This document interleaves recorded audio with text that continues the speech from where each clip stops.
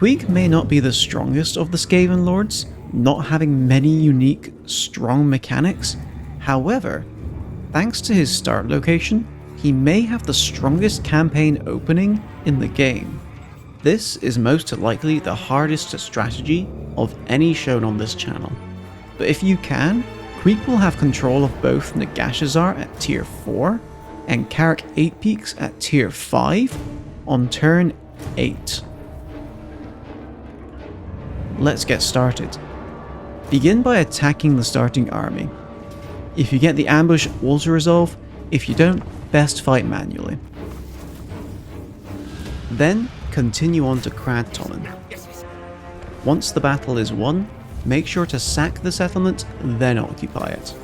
You want to take the settlement at tier 2. With this done, start building.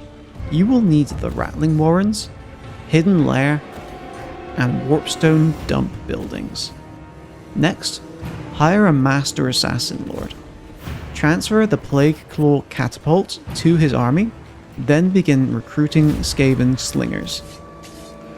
Hire 2 Skaven Chieftain Heroes after this.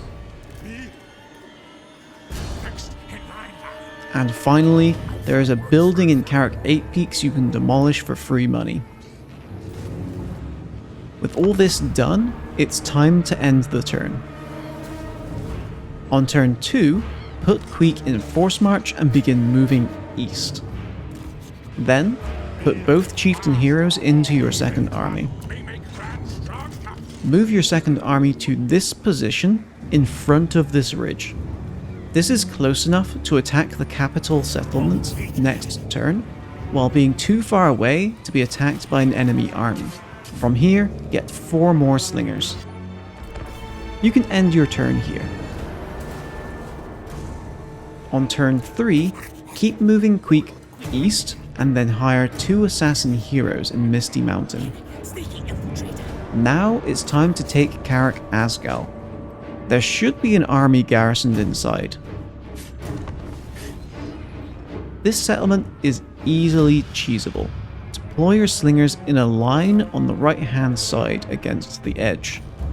Place your plague claws at the edge of their range, facing the towers, and put your chieftains next to them. Finally, place your lord next to the far left gate. When you start the fight, tell the catapults to attack the gate, and move one of your chieftains towards it. Once the gate is open, move the chieftain briefly inside, cap the gate if you can, then retreat back outside. Now, select your slingers and tell them to move slightly forward. This should trigger the AI to start gathering on the right side of the map. This is now the time for your lords to enter the settlement via ladder. Sometimes a unit will run into the wall next to your lord. Don't worry too much about this. Try to sneak by if you can. Being seen isn't the end of the siege if you stalk again soon enough. Now it's time to take the main capture point. From here, the AI can act randomly. Use rat summons and move your lord around to keep any AI units from touching the point. Pay particular attention to the trolls and chariots. This should be winnable without too much stress.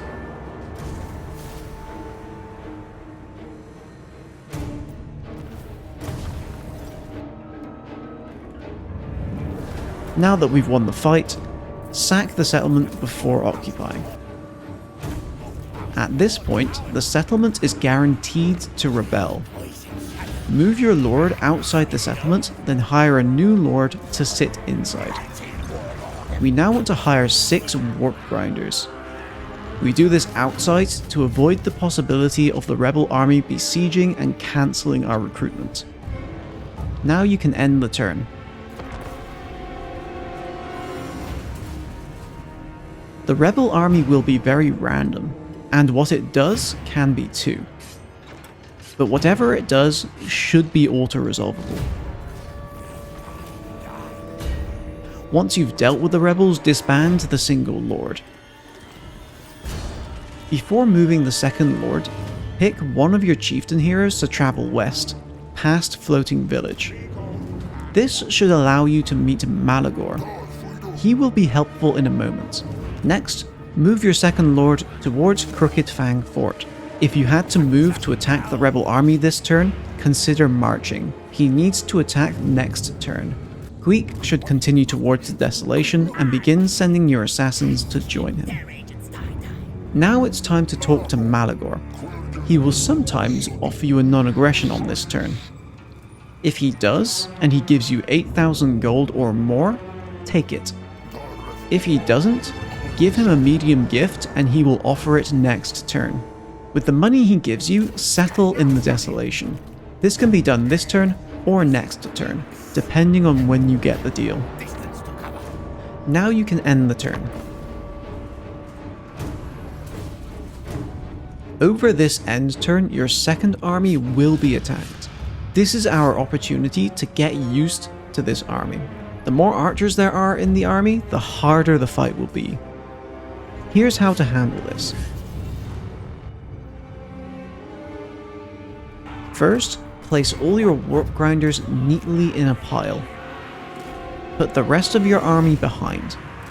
This army relies on the warp grinders to kill melee units, while all the rest should try to deal with archers. The reason we have warp grinders is because of their abilities. With 6, their abilities can be cycled with 100% uptime. Each grinder using their abilities one after the other. This will keep them safe from melee while also killing melee efficiently. I recommend practicing this fight, as there will be a harder version later.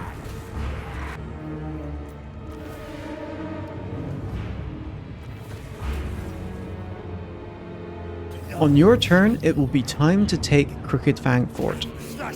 This will be a lot easier than the last battle. In this fight, the warp grinders will be doing most of the work, but first it needs to be made safe for them. Deploy the catapults on the left side just close enough to attack the rightmost tower. Place the rest of your army to the right, out of tower range. At the start of the fight, destroy the tower. Once the tower is destroyed, take your chieftain hero and begin wasting the ammo of the archers on the wall. Have the catapults destroy the next tower over as well.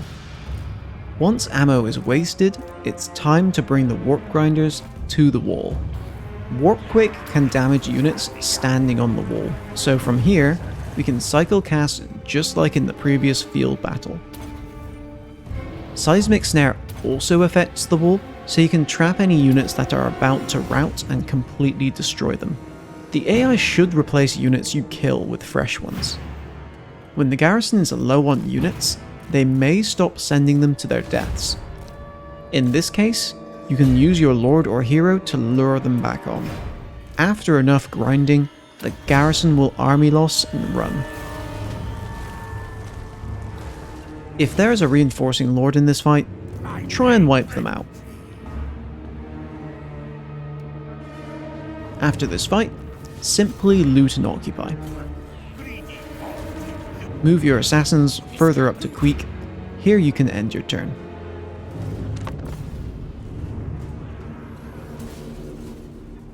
On your next turn, order your second army to attack Valea's Sorrow.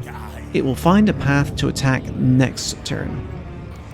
The assassins should be able to enter Queek's army.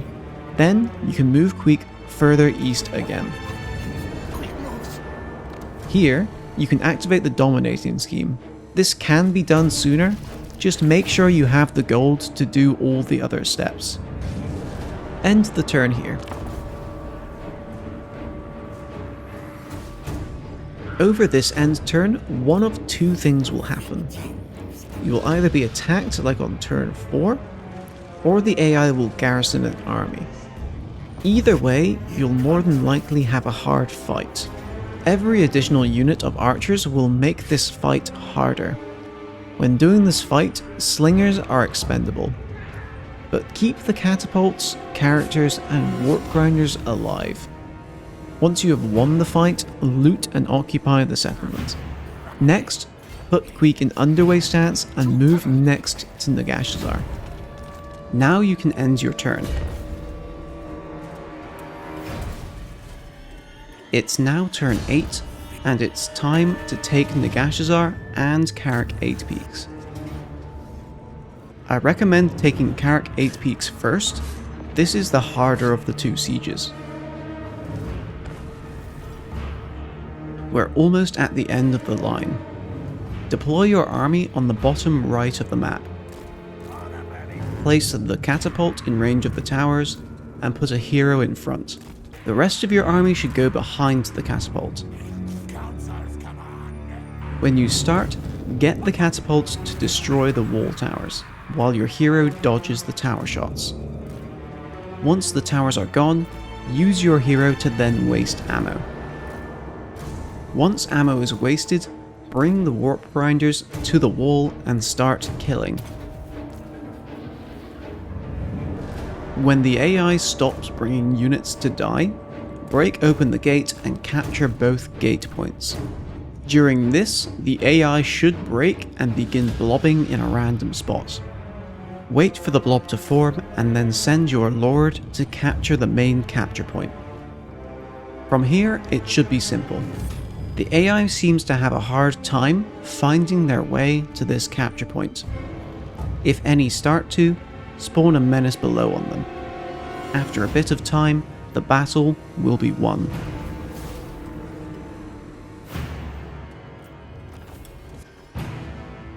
And now, Karak 8 peaks is yours, and you have the food to take it immediately to tier 5. However, we're not done yet. Nagashazar is next. Don't do anything after taking Karak 8 peaks, immediately go to Queek and start the fight. This fight will be a lot less stressful than the last. At the start, deploy all your non-stalking units in a stack on the right of the map.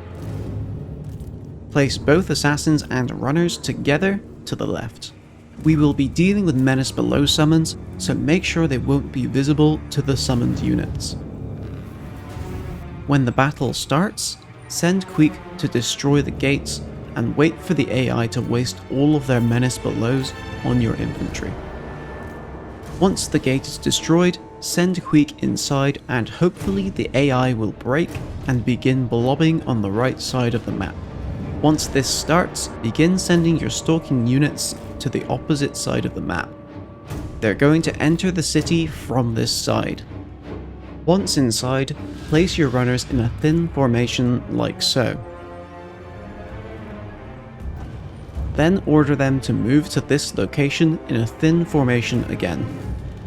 This is so that no models in the unit accidentally touch the gate capture point, causing the AI to move to check the location. From here, move carefully towards the main capture point. You will probably see units splayed out like this. When you encounter one, don't approach it. Summon a menace below on top of it and the unit will begin reforming, clearing the path for you.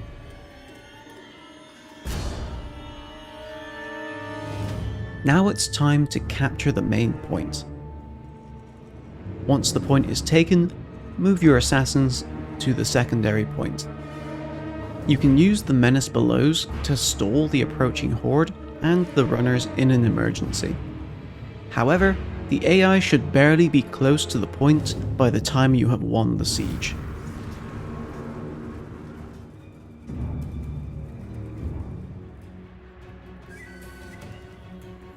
And with that, Queek is now the proud owner of Karak 8 peaks and Nagashazar, both near their prime. From here, he is ready to flood the world with his storm vermin Vermintide.